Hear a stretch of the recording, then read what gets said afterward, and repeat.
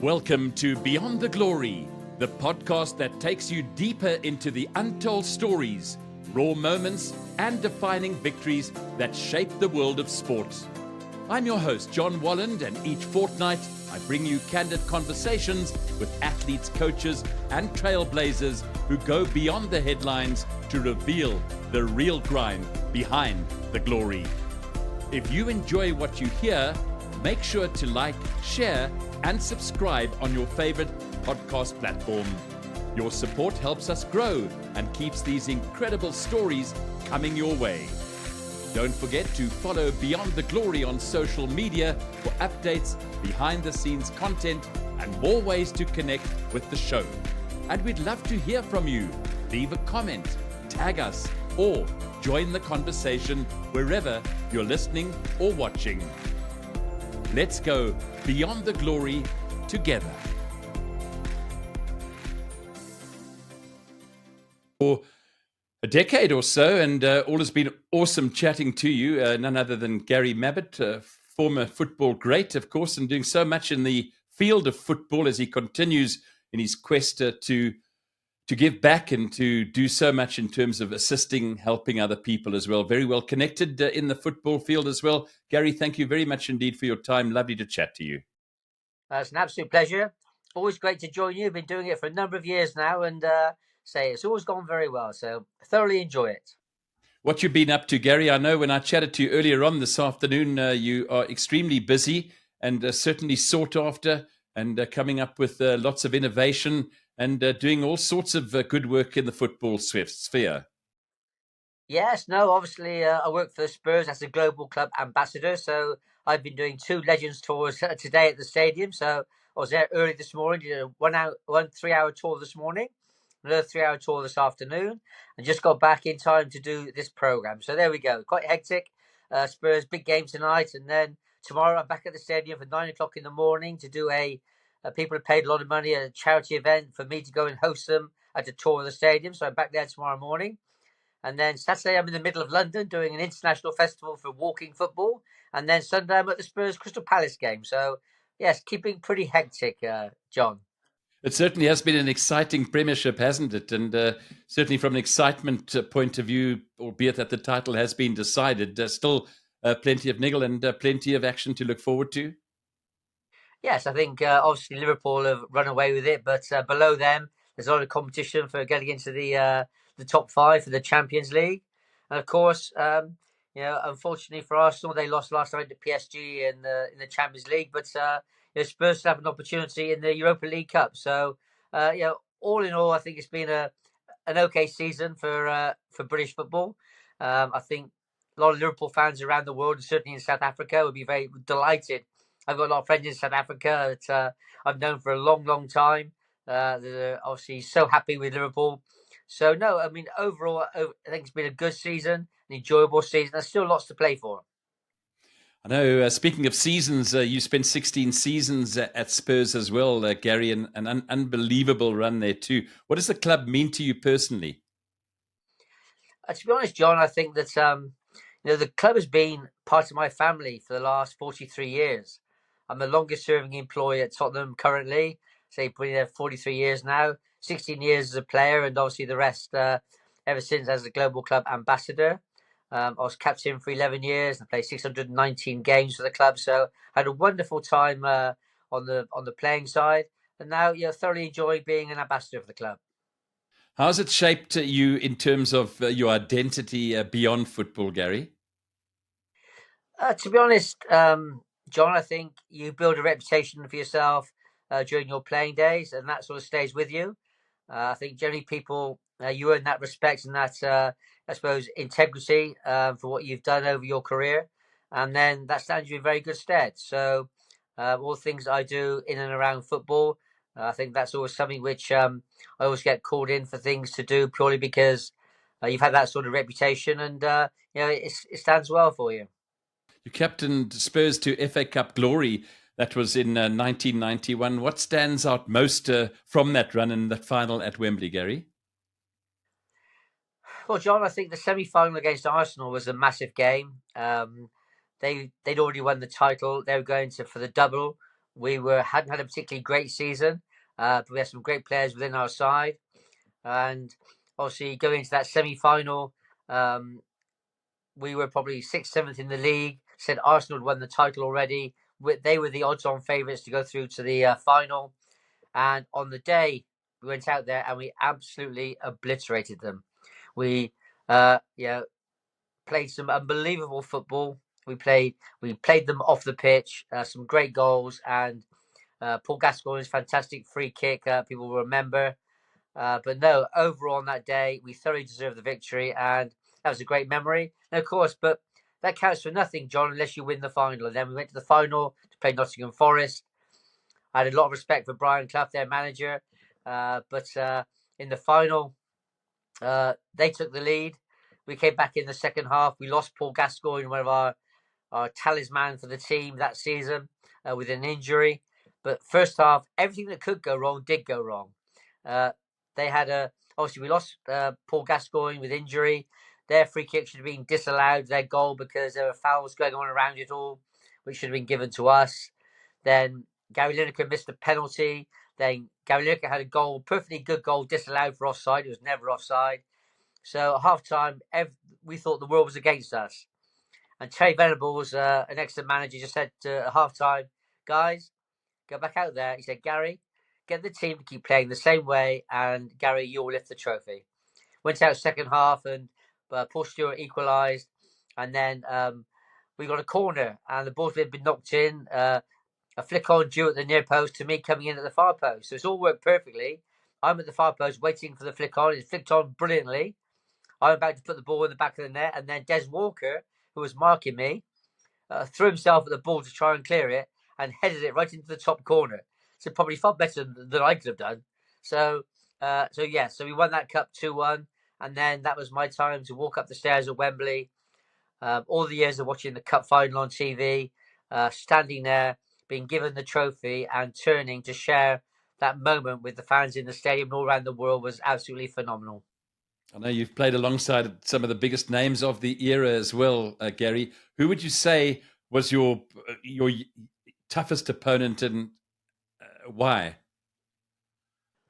Oh, that's a very good question. Also, I had to man-mark Johan Cruyff in a European Cup game. So that was quite a tough effort.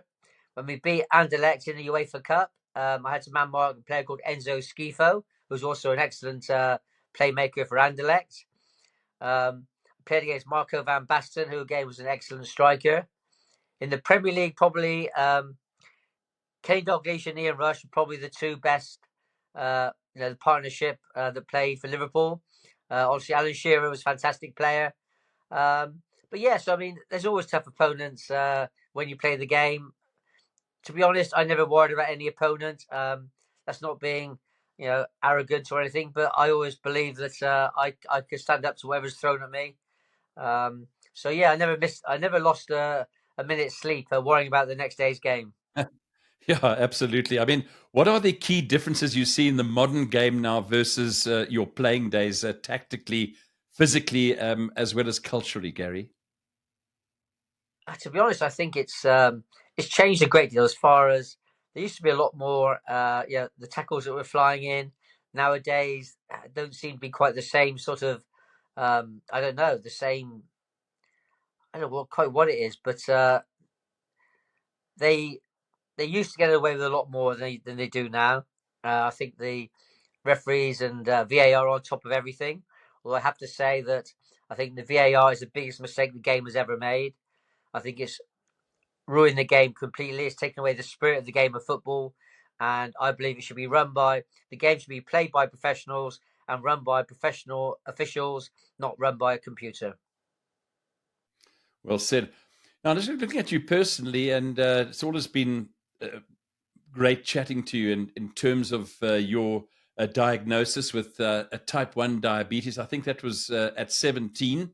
And also the fact that, how did you manage the condition at the time when awareness and support were, I suppose you could say, relatively limited? Yes, I mean, I was diagnosed 48 years ago as a type 1 diabetic. I was 17 years of age. I was told at the time by 3 of the top specialists in the world that my career was over. I'd never kick a ball again. So I didn't listen to those three. So I kept searching. I found a guy in London that said, "Look, Gary, no one's ever done a professional sporting career with diabetes. But if you're prepared to give it a chance, I will support you." So obviously that was enough for me. And yes, it's strange. I did a function recently, and it was a Q&A, and the guy asked me, he said, "Gary, we know you do injections throughout your career, but is that vitamins? Is it just to keep your vitamins up in the body?" And he said, "What actually are the injections for?" I said, "Well, to be honest, if I stopped doing the injections, I'd be dead within 2 weeks. So that's why I inject myself 4 times every single day." So I was at Spurs for 16 years, and every day I had 4 injections every day. I had 10 blood tests every day. When we played that last cup final at Wembley that Spurs won in 1991, went in at half time, did a blood test. My sugars were high, so I did an injection at half time at Wembley in that cup final. Then went out second half and then lifted the trophy at the end of the day. So, I was lucky. I think that when I was diagnosed, it was known as the silent disease, the hidden disease. Nobody let people know about it because they were scared of losing their jobs, being treated differently.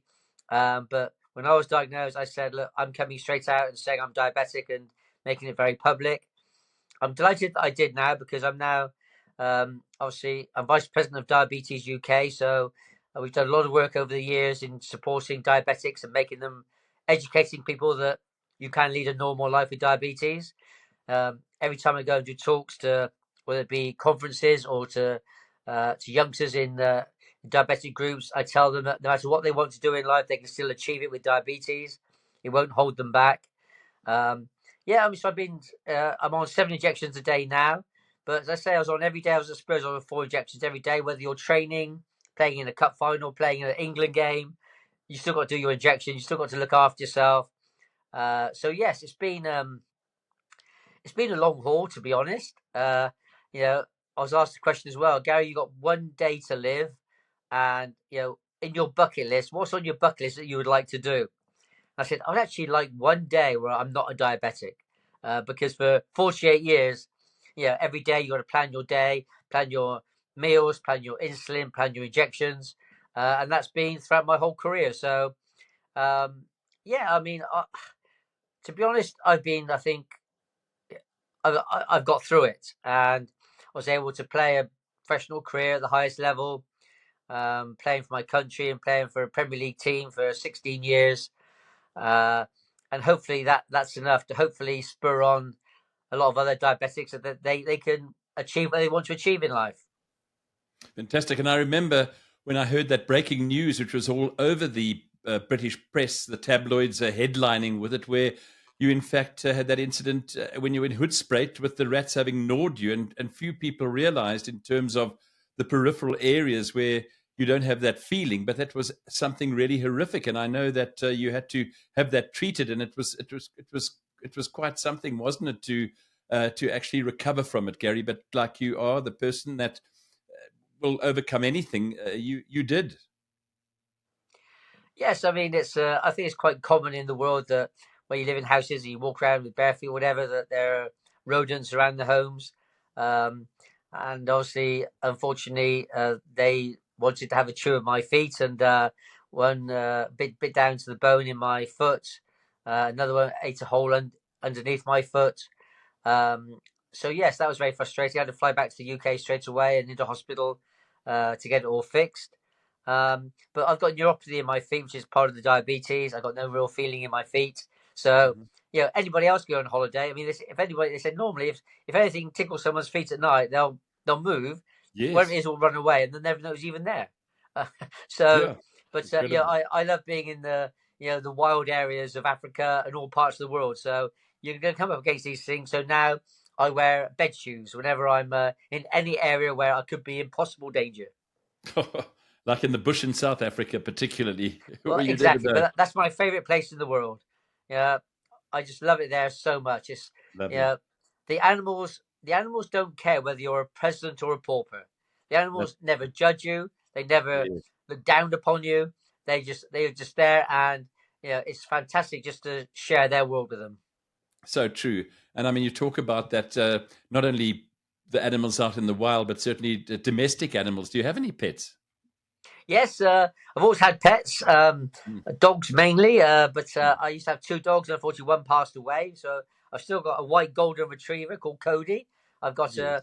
we had two cats, and then one's passed away, but another one called Madam. She is a total madam.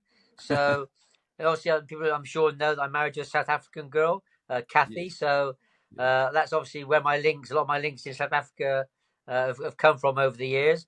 So yes, we've we have a life in the UK where it's very different to life in Africa is very different. I love living. I came to stay in Africa for a year to do some work in townships in Pretoria, Cape Town, Durban, as part of a government project in the early 2000s, and I loved it. I loved being there. I loved the people. Um, yes, everyone talks about issues in Africa and this and that. With all due respect, I've travelled the world, and I think that 95% of the people I met in the world are absolutely wonderful people. There's only a small minority that create the trouble for others.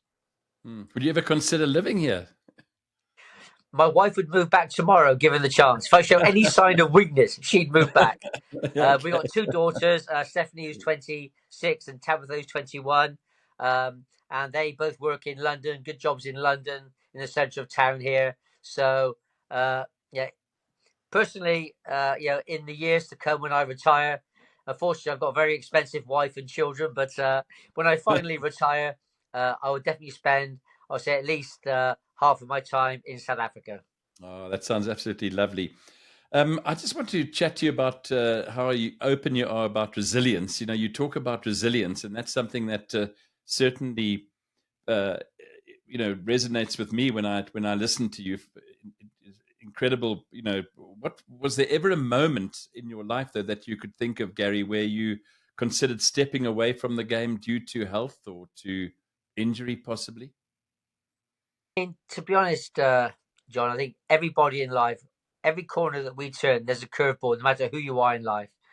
And it's how you handle those curveballs that makes you the person that you are.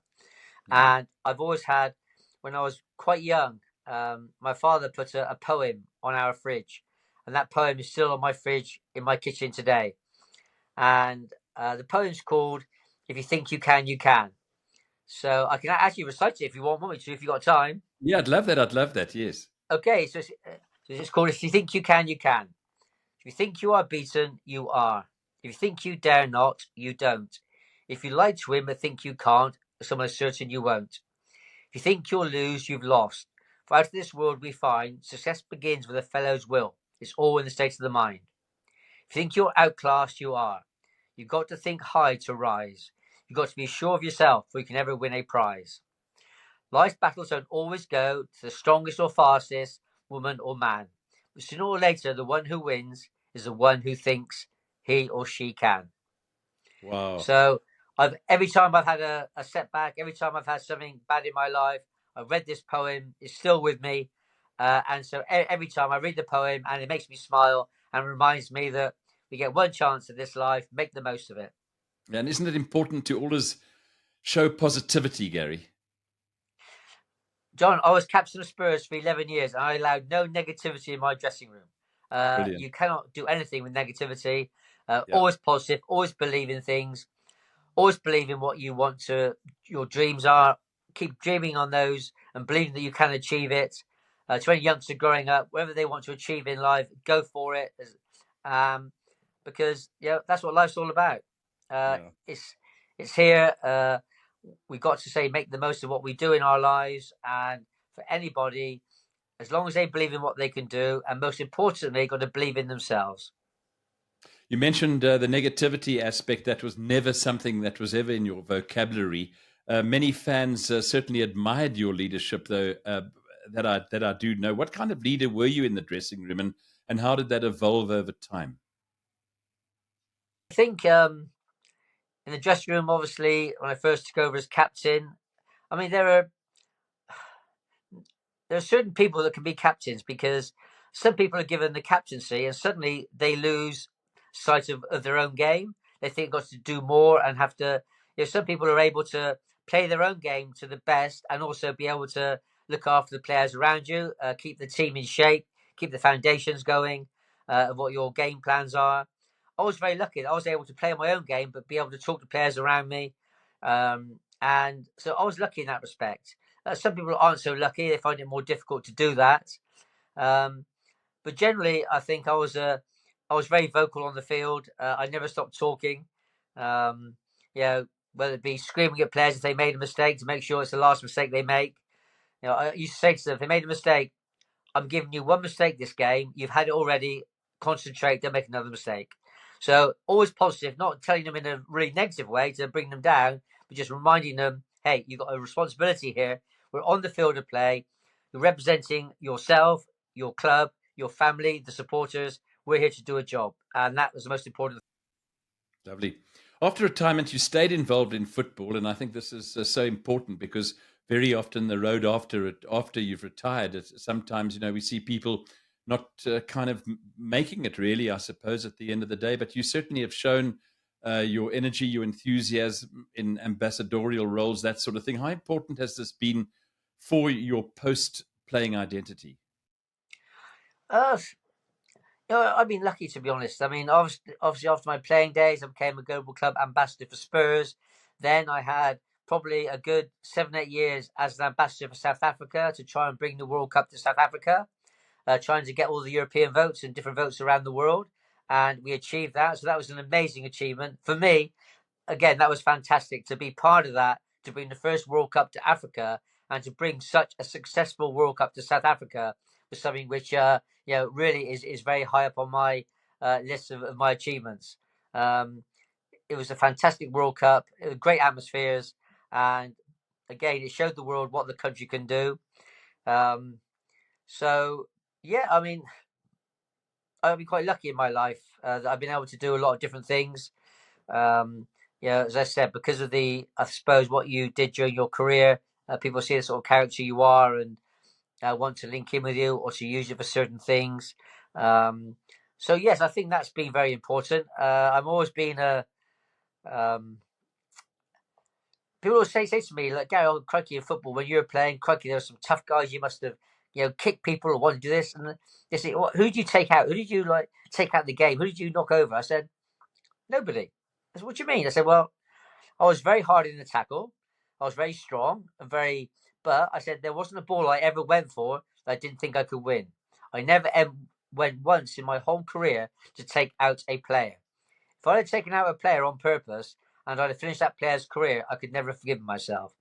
So yes, that aspect I was different. I didn't throw arms into people's faces. I didn't break people's legs. Didn't try and make people scared of you in that respect. People say, but surely, Gary, you want them to be scared of you. And I said, well, to be honest, if you're playing against a star striker and they know that you're going to be giving them a few kicks, and obviously, they may get a few kicks from you, well, what's going to be more important for them? Do you think they're more worried about you giving them a few kicks or you not giving them a kick of the ball? And so I say, not giving them a kick of the ball is what I would do 100% of the time, or what my aim would be. So that's the way I've always seen it. I've always been a person. I love the game of football to the nth degree. I love the game. It's a fantastic sport. It brings people together all over the world. But I've never been into the area whereby I'd want to actually go to the nth degree of trying to take a player out. Yeah. If you were to go back and relive one of the one match in your career, win, lose, or draw, which would it be and why? 1987, Spurs lost the cup final to Coventry, and I scored the winning goal. So I'd like to change that day. When I say I scored the winning goal, it was an unfortunate deflection, is how I put it.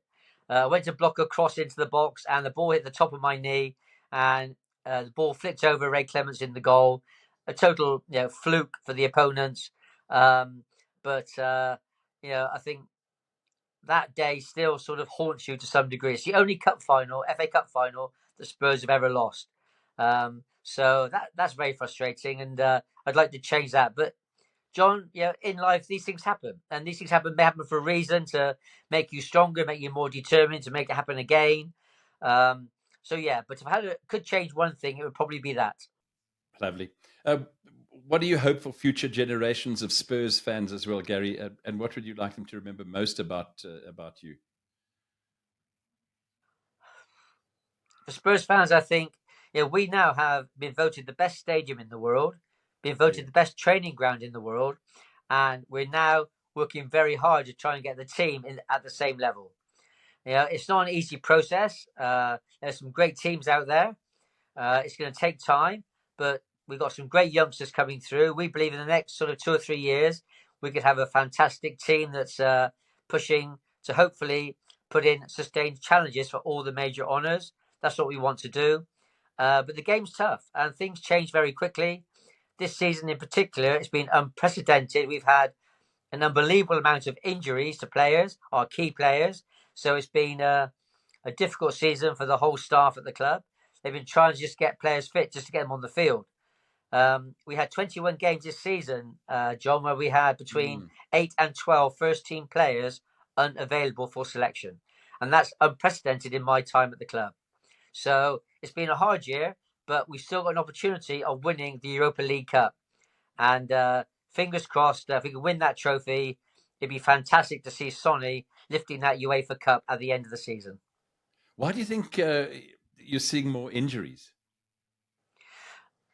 John, I mean, there is no reason. No reason Everything for we that. do at any football club now is looked at to the nth degree. Every stat is taken about the training of players, how their bodies are, everything in matches, training. They can't find any reason for why there's so many injuries. There's been hamstring injuries, there's been calf injuries, there's been knee injuries, there's been ankle injuries, all different things. So there's not what they just think it's pure bad luck this season that we just happen to have got this amount of injuries. So there's nothing they can put the finger on. If they could, it'd have been stopped immediately. Mm-hmm. And some great prospects as well. Like you mentioned, a lot of youngsters. It's always nice to see them. And if you having such an eye for the game as well. I mean, it must be great for you to see so much talent that's being discovered. Plenty of talent out there. Well, absolutely. This season especially, the youngsters have stepped up to the mark. Archie Gray, I believe, is going to be a future captain of Spurs. A great youngster, a good lad. I presented him in London at a big award ceremony with the Young Player of the Year award, which he thoroughly deserved.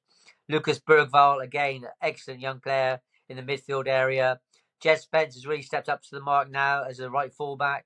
A future star of the future is Mikey Moore, a young lad. He's only just turned 18, but again, a super player.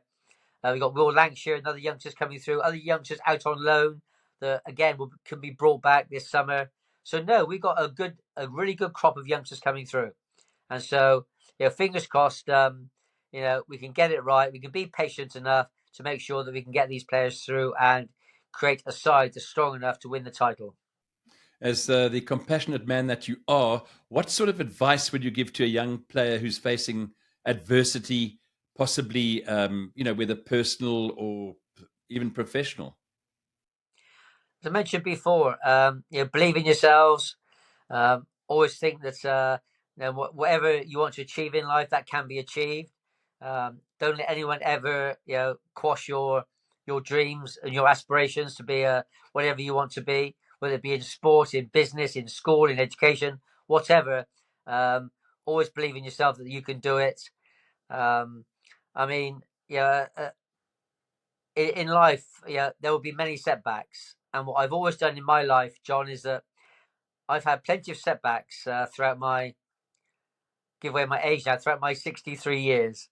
But every single time I've had a setback, I've used that setback as a stepping stone to move forward. So that's what I've always believed in. And hopefully we can put that message out to youngsters. If you get a setback, move on, find the footpath, the way you want to move forward, and keep moving forward. Lovely. Anything else that you'd like to discuss that maybe I haven't touched on? Well, no, I mean, our club itself, I mean, it's been around since 1882. We're one of the top clubs in the world. We've had a lean spell of late, but we're hoping to get back up into the top areas of the league and obviously put in challenges for all the major cup competitions. The chairman's done an amazing job at the club with the recurring revenue that we've now got. We've built a stadium that's not just a football stadium for Tottenham Hotspur. It's an entertainment arena for London, an attracts arena for London. We have partnerships with the NFL. We have partnerships with Formula One. We have go-karting, beautiful, unbelievable go-karting under the stadium. We have NFL, FL games there every year. Concerts. We probably this year we've got about 15, 20 concerts a year. Lady Gaga, Beyonce, all the big names come into our stadium. And the main positive of that is that hopefully all that recurring revenue can hopefully be used to, build our football team to make it one of the best in the world.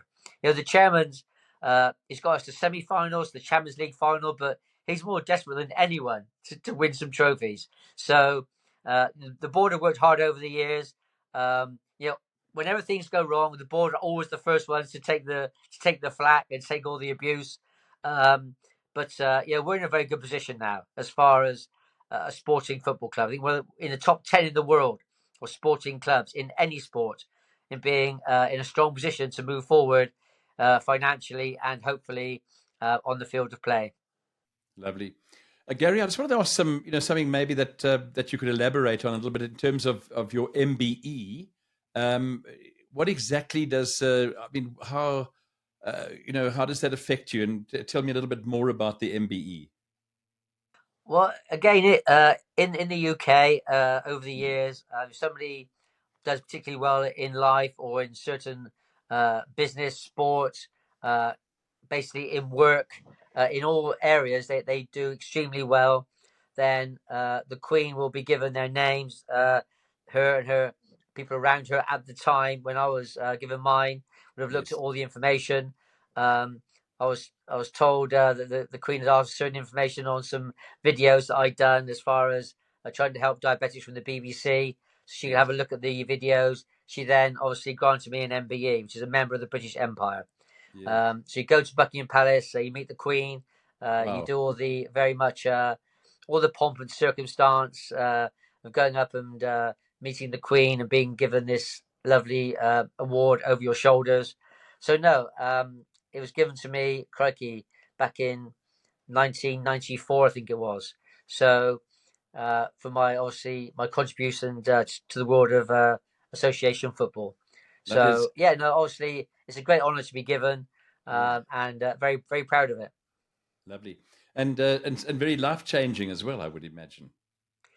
Well, To an extent.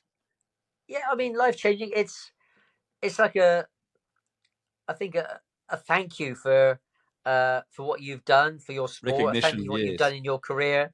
A thank you for what you've done for your country, whether it be representing the country, playing for England, or representing the country in when you do all these different events, when you go over the world to talk about diabetes and things and football. So I think it all sort of culminates, all that put together, and so that's obviously a very nice thing to think that you've been honoured for doing that work. I wanted to ask you about the 16,000 phone calls that you've made since the beginning of COVID. Yes, I mean, to be honest, John, when COVID started, obviously it was a major, a worldwide phenomenon. And at the club, we were all sort of, obviously no one was going to be able to work. Lockdown started. And so we had a discussion with with Daniel Levy and the board, and we decided that it would be great if we could just keep in touch with our elderly supporters, those over the age of 70. So mainly calling them on their birthdays, anniversaries, just to say hi, how are you? And if they did have any issues regarding not getting their medicines or getting their food, then we had things in place and we actually could help them. So every day on their birthdays, I was making phone calls. It's probably about 2 hours every day. So I've not missed a day now in 5 years. So Wow. when COVID, I mean, it was fantastic during COVID. We spoke to a lot of people who in the 80s, 90s, living on their own, who were very lonely. And it was just great to have a conversation with them for 10, 15 minutes. And so when COVID finished, we had a discussion again with Daniel Levy and with the board and with the club. We said, look, they seem to really appreciate it and that we're doing this for them. And, why not continue? So they asked me and I said, yes, there's any reason why not. So yes, I've not missed a day now in 5 years. So Christmas Day, New Year's Day, birthdays, my holidays, I get up earlier than my family and make the phone calls. And so, so I normally do between 12 and 22 a day. Wow. and they're all so yes. But people say to me, "But Gary, it must be so boring talking like Spurs all the time." Yes. Because those 5 years, or Diego Pochettino, Jose Mourinho, Nuno, Antonio Conte, and now obviously Ange. And so you imagine there's a lot of conversations in that time, always obviously very positive. But every person I speak to has got their own story about our football club, John. Yeah. The first game they went to, who took them to the first game? What was the score in the first game? Who were the opponents in the first game? Who scored the goals? They know all these sort of things about and how football fits in with their family. And now they were taken first of all by their grandfather. Now they're a grandfather and great grandfathers taking their children, their great grandchildren to matches as a family. And it's quite amazing just to hear all the stories from all the supporters. So, yeah, it's been quite, been quite enlightening to be able to listen to the conversations and talk to people. But yes, so I did 16 today. Wow. So there was a lady who was 91, bless her heart. So I spoke to a lady recently who was 106. She's been a Spurs fan for 100 years. Wow. So bless her. So no, I mean, I think we're the only club in the world that have got an ex-captain, making the phone calls to their supporters just to basically keep in touch, see how they are, and it does generate a lot of goodwill. Absolutely incredible. You talk about getting up early in the morning, Gary, but I suppose for you, it's just a passion, it's a commitment, a dedication, loads of energy required. And as you said, chatting to a lady in her 90s today, every call is very, very different and enlightening, I would imagine. Yes, I mean, John, it's been quite incredible because during COVID, I had a number of people that had COVID and were worried, to death about what's going to happen to them, and had conversations with them and making sure they're getting, the right help that they could get at the time. And since you speak to a lot of people who are going through cancer treatment or illnesses or family had illnesses, and it's all they're able to sort of let it out and have a conversation about it. Had somebody today who was on who's on chemo treatment for cancer, but is doing really well. So there's a lot of positives along the way. Of course, there are the negatives. You have some people that you call on their birthdays, and unfortunately, they're no longer with us. But say overall, the idea to call our supporters, on their birthdays in their 70s, 80s, 90s, whatever, I think the fans really do appreciate it. And, well done to Daniel Levy and the club for doing it. Yeah, 16,000 calls. Wow, that's incredible. I know. I think it's 16,112 after today's calls. I have a whole list sent to me from the club. So you get all the numbers of obviously how many you've done. Well, may you continue to go from strength to strength in all your deeds, Gary. Certainly a great initiative. Just one of the many initiatives that you are involved in. Thank you very much. Unbelievable. Absolutely wonderful. Gary, to you and your lovely wife, Kathy, and all your kids and all your great mates, and that everything of the best. It's been an honor and a pleasure to chat to you, from leading Spurs to silverware to inspiring countless fans throughout your perseverance of the pitch. Your story certainly does remind us and all our viewers, no doubt, of the greatness, or that greatness isn't just about talent. Really, it's about character, courage, and staying on course during those toughest moments. That's great. Thank you very much. Thank you very much indeed, Gary.